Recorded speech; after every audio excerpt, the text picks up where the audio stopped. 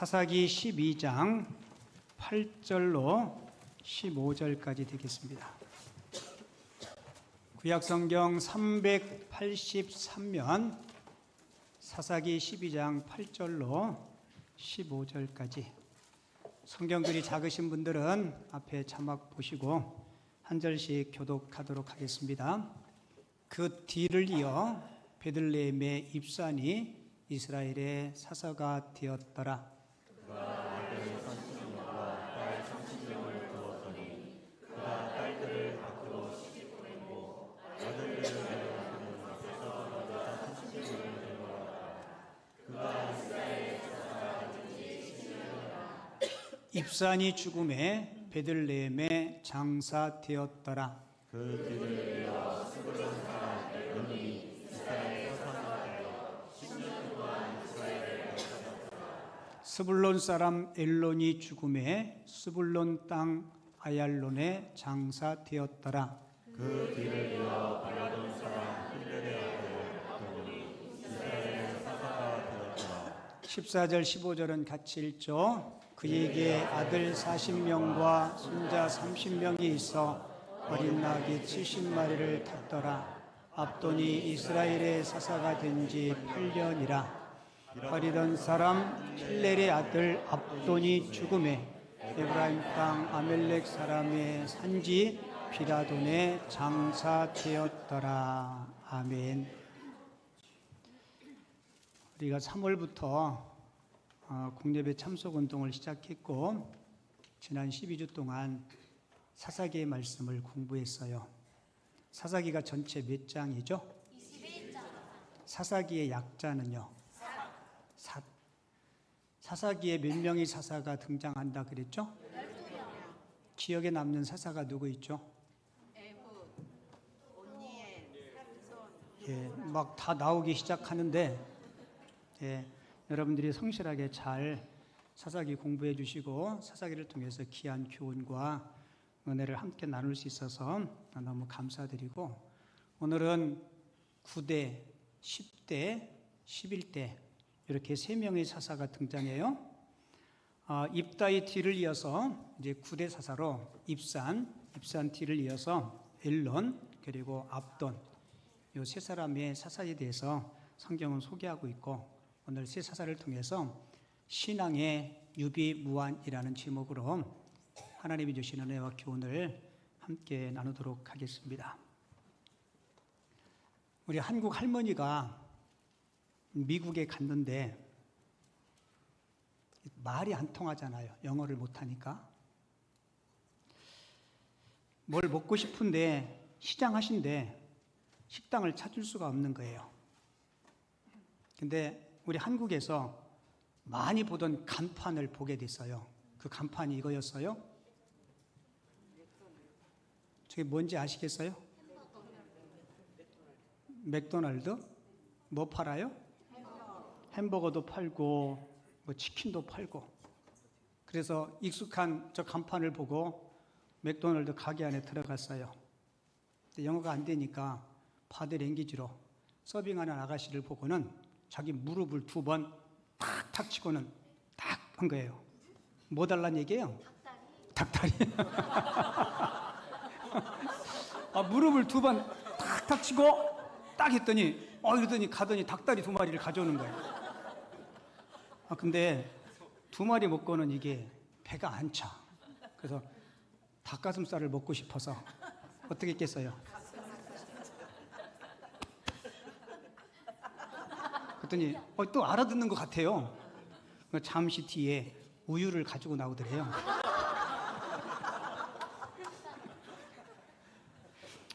대충 바디랭귀지로 해도 어지간한 건 좀 통하는데 정확한 의사 전달은 쉽지 않죠. 그죠? 근데 우리가 우리말을 가지고 익숙한 말을 가지고 때로는 서로 의사소통을 하는데 때로는 잘 못 알아들을 때가 있어요, 없어요? 여러분이 있어요.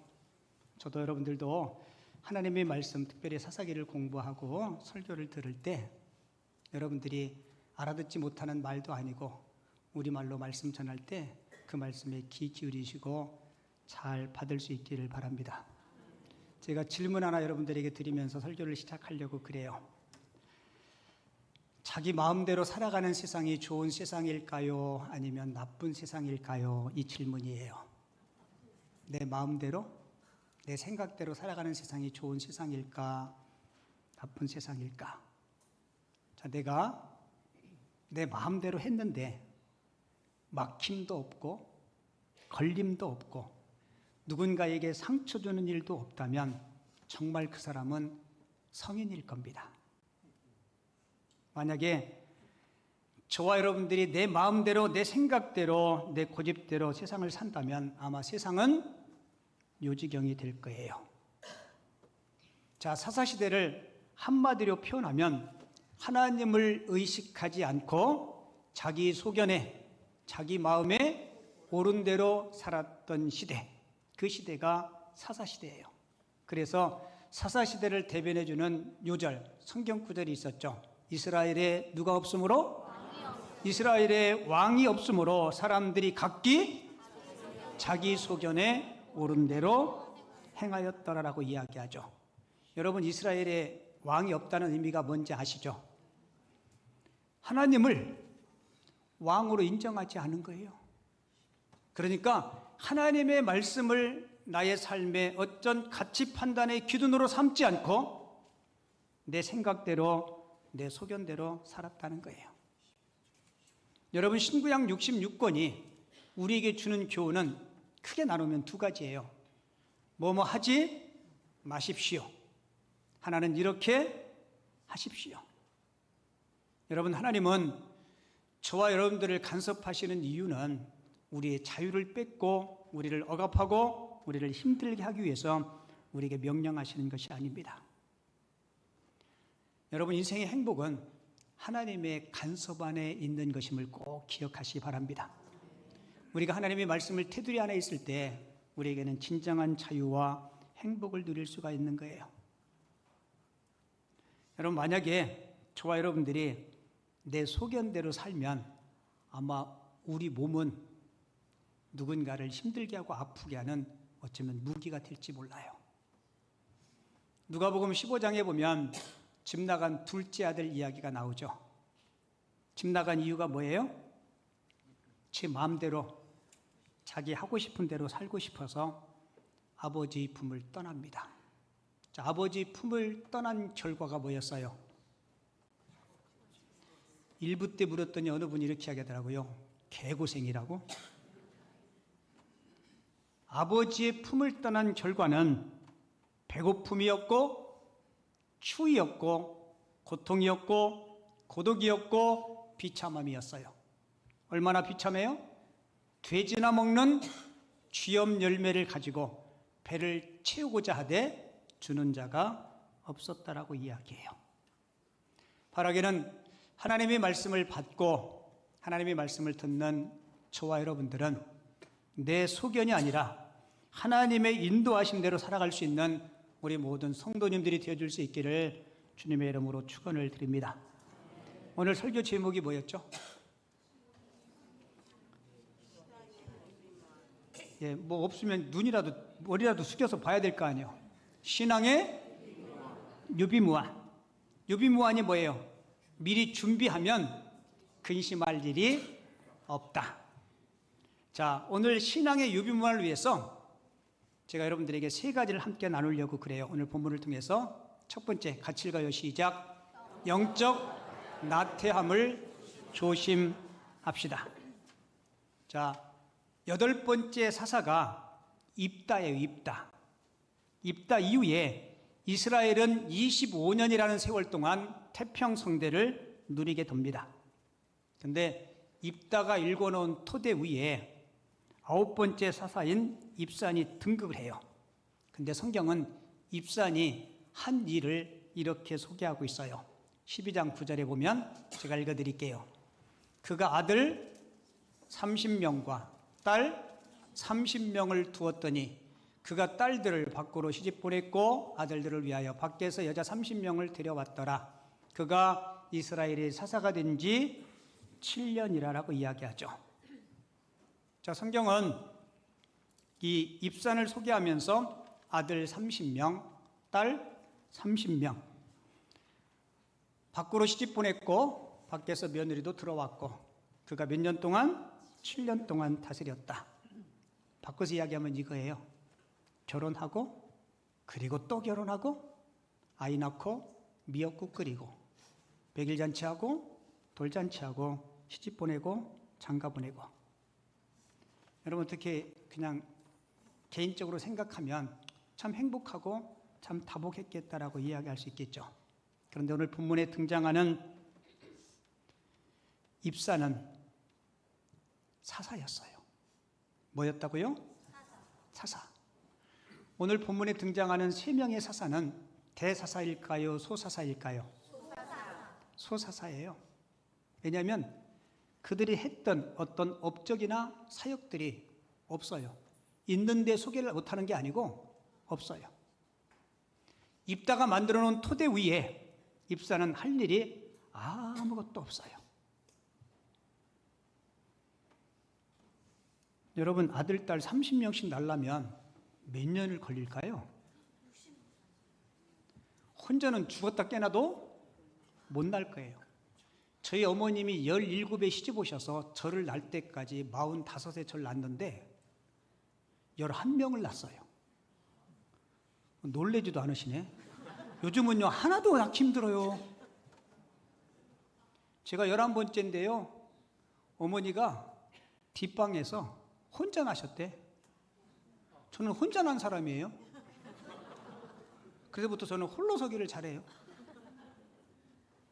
제가 낳자마자 어머니한테 수고하셨습니다. 11번째 낳느라고 애쓰셨습니다. 이 말은 차마 못했어요. 네, 여러분 사사가 영적인 안일에 빠져서 사사로서의 귀한 사명을 감당하지 못한 거예요. 보세요. 입산 7년, 그 뒤를 이어서 누구예요? 엘론 10년, 그리고 압돈 8년, 합치면 25년이에요. 여러분 알다시피 입다는 기생 출신으로 불우한 환경 속에서 암몬과의 전투에서 민족을 구해요. 목숨 걸고 민족을 구해서 25년 동안 태평성대를 누리게 했음에도 불구하고 그 뒤를 이은 사사들은 안일에 빠지게 돼요. 여러분 그 결과 영적으로 깨어있지 못하고 안일하면 반드시 타락하게 돼 있어요. 12장 다음에 13장 1절 볼까요? 이렇게 기록되어 있어요. 이스라엘 자손이 다시 여호와의 목전에 악을 행하였으므로. 그러니까 9대, 10대, 11대 사사가 사사로서의 귀한 사명과 역할들을 감당하지 못한 거예요. 여호와께서 그들을 몇 년 동안이요? 40년 동안 블레셋 사람의 손에 넘겨주셨다라고 이야기하죠. 사실 8절부터 15절까지 읽으면 별 의미가 없어요. 이거 왜 이걸 기록해놨나? 그런데 여러분 자칫 잘못하다 보면 저와 여러분들도 이런 신앙의 영적인 안일함에 빠질 수 있어요. 평안하고 아무 일 없다고 우리가 영적으로 깨어있지 않으면 어려움이 봉착해 올 수 있습니다. 같이 볼게요. 신앙에 유비무환을 합시다.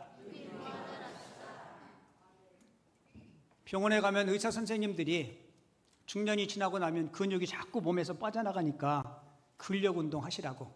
그 얘기 들어보셨어요? 네, 근력 운동 하시라고. 그런데 우리 몸에 이 근육을 만드는데요 40일이 걸린대요. 그러니까 하루아침에 되는 게 아니에요. 아령 사다가 하루 이틀 막 한다고 근육이 막 생기는 게 아니라는 거예요. 그리고 몸에 근육이 생긴 뒤에는요 이 근육을 계속 유지하기 위해서는 이 근육이 기억하는 시간이 있대요. 72시간이래요. 그러니까 72시간 되기 직전에 또 근력 운동을 해야 그 근육을 계속 유지할 수 있다는 겁니다.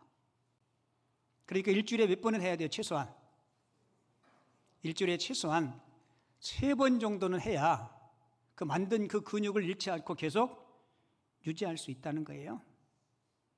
여러분 우리 영적인 근육도 그런 것 같아요. 그래서 우리 신앙의 선배들이 예배를 잘 만들어 놨어요. 주일날 예배하고 72시간 지나기 전에 수요 예배를 만들었잖아요. 그리고 또 72시간 되기 전에 목장 예배를 만들고 금요 심야 기도를 만들고, 그리고 또 이제 신앙생활에 더 열심히 하기를 원하는 분들은 매일매일 새벽을 깨우면서 그 영적인 근육을 단련하잖아요. 그런데 우리가 애써서 만들어 놓은 그 근육은요, 풀어지는 데는 훨씬 더 짧은 기간에 근육이 풀어진대요. 의사들의 말에 의하면 근육이 풀어지는 데는 딱 2주 걸린대요. 이거 의사들이 증명한 건데요. 팔다리 다쳐가지고 깁스에 넣죠, 그죠? 2주 있다가 깁스 풀면 어떻게 돼요? 우락부락했던 근육이요, 말랑말랑한 살로 다 변해요. 여러분, 우리 신앙생활도 마찬가지입니다. 내가 영적으로 하나님의 말씀으로 충만해야 그 영이 나의 이성을 지배합니다. 그리고 영적인 지배를 받고 있는 이성이 우리 몸을 지배해요. 우리 입술을 지배하고 우리 생각을 지배하게 됩니다. 이게 온전한 그리스도인의 삶이에요. 이런 사람을 일컬어서 하나님의 사람이라고 이야기합니다. 근데 만약에 우리가 예배 생활을 등한시하고 하나님의 말씀을 공급받지 못하면 영이 쇠약해져죠. 영이 충만하지 못하면 이 생을 지배할 수 없게 돼요. 그래서 통계에 의하면 신앙인이 3개월 동안 예배 생활을 하지 않으면 우리 의식 속에 하나님에 대한 신앙들이 사라진다는 거예요. 그래서 믿지 않는 사람들과 똑같아진대요. 여러분, 진짜 맞아요. 여러분들이 신앙생활 하다가 주일날 1번 빠지고 2번 빠지고 그러면 마음에 불안해요, 안 해요? 불안하고 초조해요. 혹시 나에게 무슨 안 좋은 일이 생기지 않을까? 근데 1달 지나고 2달 지나고 석 달 지나도 아무 일이 안 생기면 그게 여러분 믿지 않는 사람들과 똑같아져요. 우리 코로나 3년 동안 그렇게 되지 않으려고 영상 앞에서 우리 씨름했어요. 계속 문자 보내고 말씀 보내고. 바라기는 저도 여러분들도 신앙의 유비무환을 위해서 영적으로 게으르거나 나태하지 않기를 바랍니다. 그래서 가장 중요한 것이 여러분 예배 생활이에요. 예배 생활. 미국의 한 목사님이 설교 준비를 하는데 토요일 날 늦게까지 설교 준비를 하는데 너무 피곤해가지고 자기도 모르게 잠깐 잠이 든 거예요. 근데 그 잠든 사이에 이 목사님이 꿈을 꿨대요. 꿈 내용은, 목사님들은 그런 꿈 자주 꿔요. 저도 그렇고. 주일날 설교하는 꿈을 많이 꿔요. 근데 그 꿈에 설교 준비를 부랴부랴 마치고 주일날 딱 설교하려고 강단에 섰는데 성도들은 이미 다 와서 자리를 앉고 계신데 낯선 분 한 분이 예배당 중앙에 앉아 계신 거예요. 근데 그분의 모습이 굉장히 위엄이 넘쳐요. 그리고 예배에 굉장히 신중하고, 그래서 저분 예배 끝나면 꼭 만나서 한번 인사를 드려야 되겠다, 이렇게 생각을 하고 예배를 마치고, 예배 마치면 보통 출입구에서 인사하잖아요. 그래서 아까 그분을 찾았는데 아무리 찾아도 그분을 찾을 수가 없어요. 그래서 안내하는 집사님에게 혹시 이렇게 생긴 분 못 뵀냐고 그랬더니 목사님 그분이 누구신지 모르세요? 그랬더니 모른다고. 그분은 예수님이세요라고 하더래요. 근데 그 이야기를 듣고 이 목사님이 속으로 크게 한탄했대요. 왜냐하면 설교를 부랴부랴 준비하다 보니까 제대로 설교 준비를 잘 못하고 설교했는데 되게 후회가 되더래요. 근데 옆에 있던 안내하는 집사님이 목사님이 후회하는 모습을 보고 이렇게 말씀했대요. 목사님, 걱정하지 마세요. 다음 주에 또 오신댔어요.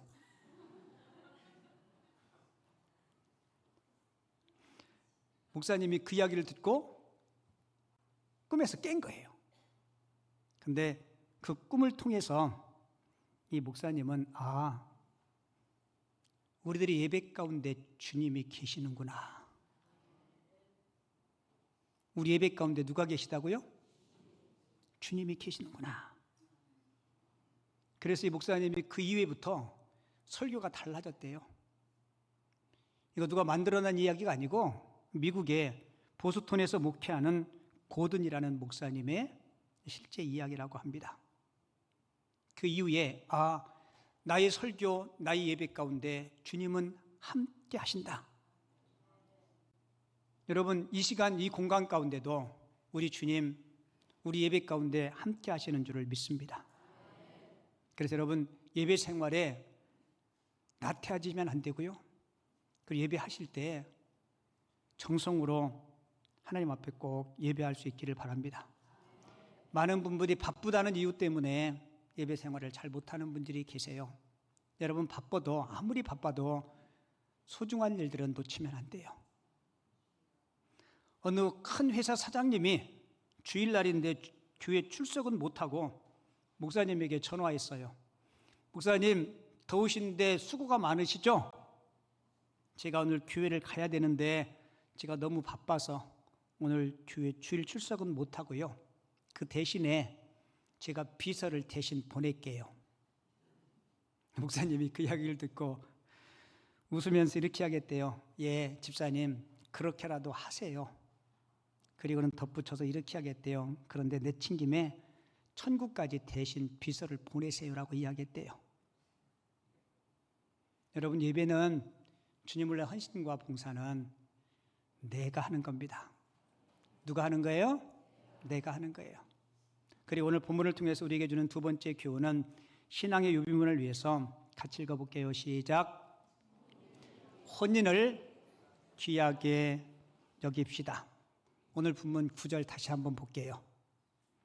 사사 입사는 하나님께서 정해주신 이 혼인을 그렇게 귀하게 여기지 않은 것 같아요.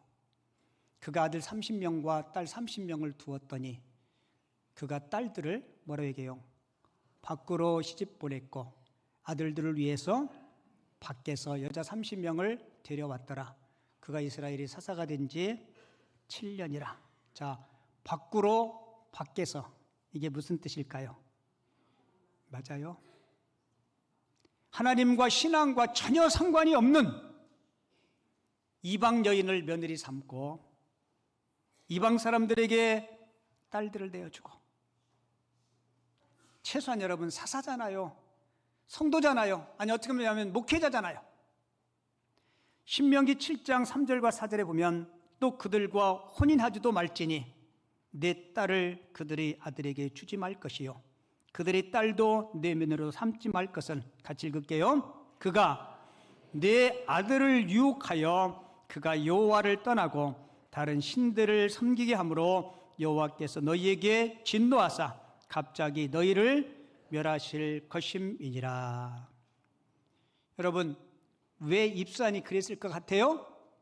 입산은 자녀들의 결혼을 정치적인 목적으로, 정략 결혼으로 그 결혼을 이용해 버린 거예요. 히브리서 13장 4절을 보면 모든 사람은 결혼을 귀히 여기고 침소를 더럽히지 않게 하라. 정치 기반으로, 정략 결혼으로 밖에서 데려오고 밖으로 내보내고. 여러분들이 알다시피 솔로몬이 타락한 이유가 뭔지 아시죠? 하나님을 모르는 이방 여인들을 아내로 맞이하면서 솔로몬이 이방 신들을 섬기게 되고 하나님과 멀어지고 그의 인생에 비참함이 찾아오지 않습니까? 여러분들 가정에 특별히 앞으로 결혼해야 될 자녀들이 있는 부모님들은 이 잠언서 19장 14절 말씀을 꼭 마음판에 두시고 기도하셨으면 좋겠어요. 잠언서 19장 14절 읽어드릴게요. 집과 재물은 조상에게 상속하거니와 슬기로운 아내, 슬기로운 남편, 슬기로운 며느리, 슬기로운 사위는 여호와께로 말미암느니라. 할렐루야. 여러분 꼭 기도하셔야 돼요. 제가 아는 친구 목사님이 딸이 사윗감을 데려왔는데 처음부터 마음에 드는 게 단 1도 없더래. 그래서 도시락 싸가지고 다니면서 말렸대. 말렸겠어요? 못 말렸겠어요? 서로 눈 맞으면요, 도시락이 아니라 벤또 싸가지고 쫓아다녀도 못 말립니다. 그럼 어떻게 해야 될까요? 36개 줄행량 처벌해요, 못 막으면. 그러니까 그 전에 정말 좋은 배우자를 고를 수 있는 안목들을 가질 수 있도록 우리 자녀들을 신앙적으로 훈련시키셔야 돼요. 여러분들 손자, 손녀들도 마찬가지예요.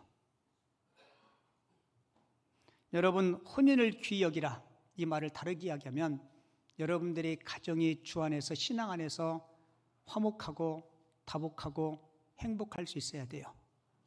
제가 지난주에 설교하면서 카피라이터 정철 씨의 글 커피 소개해드렸죠. 기억나요? 한 1주 지났는데 제가 다시 한번 읽어드릴게요. 커피는 언제든 손 뻗으면 닿을 거리에 있는 따뜻한 외로움 치료제다. 그래서 외로움과 싸워 늘 낮아빠지는 우리는 밤낮으로 커피를 찾는다. 아플 때도 슬플 때도 힘들 때도 커피와 마주 앉는다. 커피는 바쁘다는 말을 하지 않는다. 고맙다 커피. 자, 이 커피 자리에 남편 넣어서 읽으면, 읽어드릴게요. 다시 한번 잘 들어보세요. 남편은 언제든 손 뻗으면 닿을 거리에 있는 따뜻한 외로움의 치료제다. 그래서 외로움과 싸워 늘 낮아빠지는 우리는 밤낮으로 남편을 찾는다. 아플 때도 슬플 때도 힘들 때도 남편과 마주 앉는다. 남편은 바쁘다는 말을 하지 않는다. 고맙다 남편. 지난주에 보니까 별로 공감하는 분이 없더라고요. 가장 많이 공감하는 분이 누구였어요? 엄마였어요. 엄마. 근데 저도 여러분들도 우리 가족이 이 자리에, 커피라는 단어 자리에 여러분들이 가족 누군가가 들어가도 공감하고 긍정할 수 있는 그런 가족이 됐으면 좋겠습니다. 제가 여기다가 저를 넣어봤어요. 목사님은 언제든 손 뻗으면 닿을 거리에 있는 따뜻한 외로움이 치료되다. 저는 이게 여러분들이 마음에 그렇게 와닿았으면 좋겠다라는 생각이 들어요. 제가 우리 장로님, 우리 권사님, 집사님, 성도님 이름을 넣고 읽을 때 여러분, 우리 그런 가정, 그런 교회 공동체, 그런 성도 꼭 될 수 있기를 바랍니다. 여러분, 그러기 위해서 우리가 배우고 훈련하고 연습하셔야 돼요. 우리가 5월 가정의 달을 보내고 이제 6월 달을 맞이했는데요. 저는 늘 성도님들의 가정을 위해서 기도할 때마다 가장 최우선적으로 하는 기도가 이거예요. 하나님, 우리 성도님들의 가정이 건강한 가정, 행복한 가정, 어떤 위기 속에서도 함께 힘을 모아서 그 위기를 헤쳐나갈 수 있는 그런 가정 되게 해달라고. 아멘은 집에 가서 하셔도 되는데 왜 이렇게 안 하셔? 아멘이신가요? 여러분, 아멘으로 하나님의 말씀을 꼭 받으시기 바랍니다. 밥 필립스라는 분이 쓴 책에 이런 글이 있어요. 남자들이 기대하는 이상형의 남성상. 어느 세 남자가 죽어서 천국을 가게 됐어요. 천국 입구에 들어가려고 하는데 천국 입구를 지키는 천사가 못 들어오게 막아요. 아니, 부를 때는 언제고 왜 천국 못 들어가게 하냐? 그랬더니 천사가 하는 말이, 당신들은 앞으로 이 땅에서 더 살 날이 많은데 천국에서 행정착오로 잘못 불러왔다고. 그러니까 다시 돌아가서 남은 생애를 살라고. 세 명의 남자들이 막 따지는 거예요. 지금 장난하는 거냐고. 우리가 잘못했으니까 너희들 소원 한 가지씩을 들어주겠다고. 그랬더니 첫 번째 남자가 나는 권력을 달라고 그래서 그가 요구하는 만큼의 권력을 줘요. 그리고 돌려보냅니다. 두 번째 남자는 재물을 요구해. 그 재물을 줘서 돌려보내요. 근데 세 번째 남자는 장가를 못 간 총각이었는지 이렇게 이야기해요. 저는 이상적인 아내를 원합니다. 그러면 네가 원하는 이상적인 아내상을 말해봐라. 그랬더니 천사 앞에 이렇게 이야기해요. 저는 제 아내감은 일단 이뻐야 합니다. 그리고 명랑해야 되고요. 너무 예뻐서 많은 남자들이 졸졸졸졸 따라다니지만 결국을 나를 선택해야 합니다. 그리고 그녀는 건강해서 절대로 아프지 않고 요리하는 일과 청소하는 일에 달인이었으면 좋겠습니다. 그리고 세상에서 쇼핑을 제일 싫어하고 남편이 집안일을 돕는 것은 바라지도 생각지도 않고 그 외에 천사처럼 마음도 곱고 가정교육 잘 돼서 예의도 바르고 어머니처럼 헌신적이고 외로울 때는 누이 같고 심심할 땐 동생 같고 마음이 살랑살랑할 때는 연인 같고 그리고 마지막인데요. 아기 잘 낳고 돈 잘 버는 여인이었으면 좋겠습니다.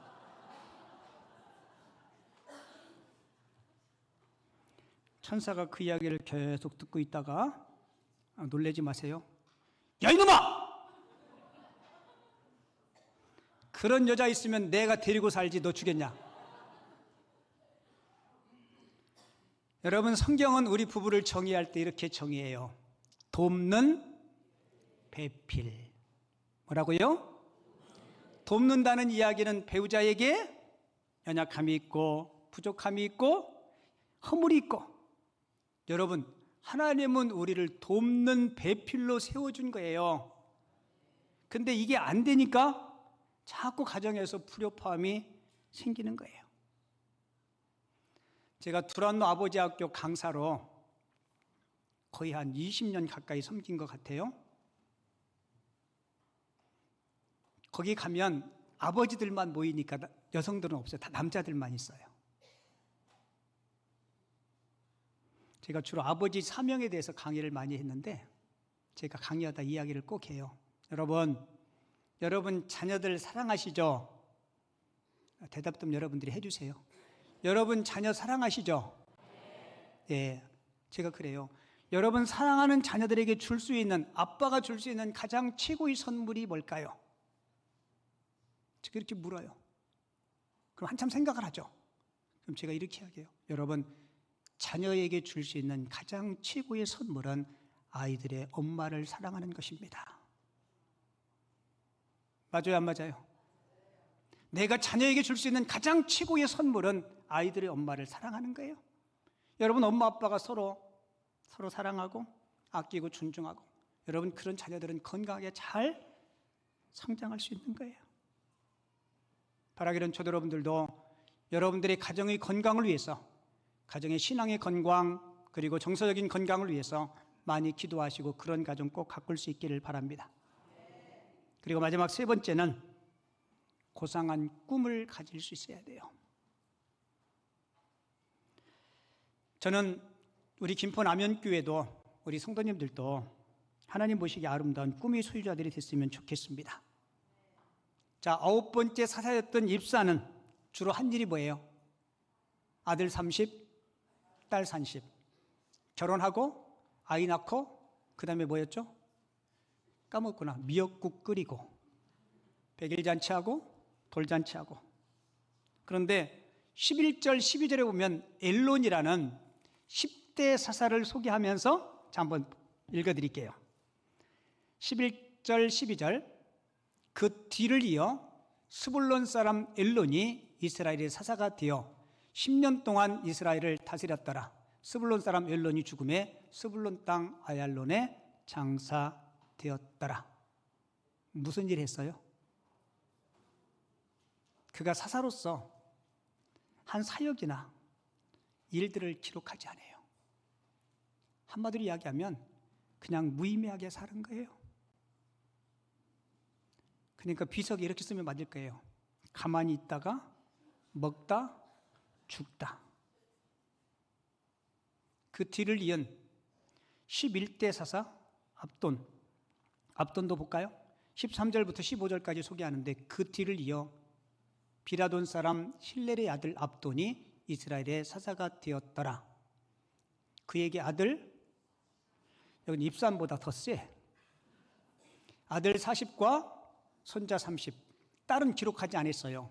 보통 성비가 100대 105를 잡거든요. 그러니까 최소한 딸은 몇 명이에요? 한 42명. 어린 낙이 70마리를 탔더라. 압돈이 이스라엘의 사사가 된 지 8년이라. 비라돈 사람 힐렐의 아들 압돈이 죽음에 에브라임 땅 아멜렉 사람이 산지 비라돈에 장사되었더라라고 이야기하고 있죠. 여러분 압돈 나리가 행차할 때 낙이 몇 마리요? 70마리면 일렬로 쓰면요 거리가 대단했을 것 같아요. 어쩌면 사사라는 위치와 그 지위와 그 가지고 있는 어떤 힘 때문에 재산은 늘고 가문은 번창할지 모르겠어요. 근데 그가 사사로서의 귀한 사명, 하나님이 그에게 부여해 주신 그 역할들을 그가 까먹은 거예요. 배부르고 등 따뜻하니까 부인만 많이 거느리고, 그렇죠, 아들 40, 딸 42명, 82명을 낳으려면 부인이 최소한 10명은 넘을 거예요. 우리 남자 성도들 부러우신가요? 눈치가 부러운지가.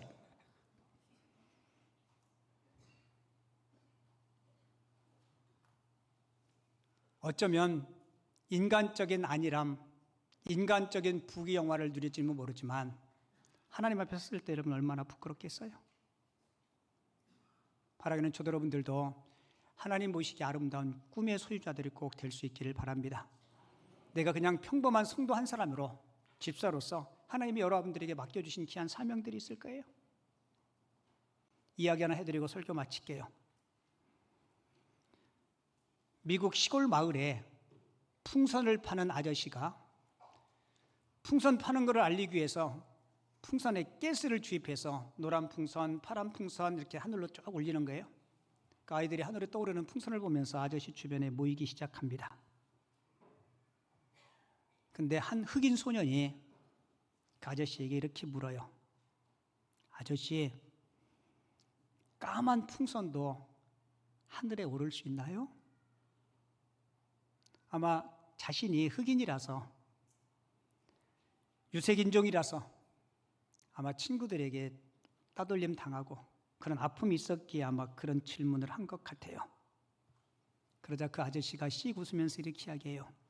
얘야, 풍선이 하늘을 높이 나를 수 있는 것은 풍선의 색깔 때문이 아니란다. 그 풍선 안에 무엇이 들어있느냐, 그게 문제란다. 내가 풍선에 아름다운 꿈들을 많이 불어넣으면 이 풍선은 멀리 하늘 높이 오를 거야. 여러분, 맞아요, 안 맞아요? 여러분, 풍선이 뜨고 안 뜨고는 색깔 때문이 아니고 그 안에 무엇이 들어있느냐, 내용물 차이입니다. 자, 우리가 예수 믿고 신앙생활 할 때 하나님은 저와 여러분들의 신분, 어떤 외모, 소유와 상관없이 우리를 통해서 역사하시는데 중요한 것은 내 안에 예수님이 계시느냐, 내 안에 성령님이 충만하냐, 하나님은 그 모습을 보신다는 겁니다. 바라기는 사랑하는 성도 여러분, 저도 여러분들도 하나님께서 우리에게 주신 그 아름다운 꿈과 비전을 가슴에 품을 수 있기를 바랍니다. 그래서 선한 일에 부요하고 거룩한 욕심을 가질 수 있는, 그래서 우리의 부름에 합당한 삶을 살아갈 수 있는 우리 모든 성도님들이 되어줄 수 있기를 주님의 이름으로 축원을 드립니다.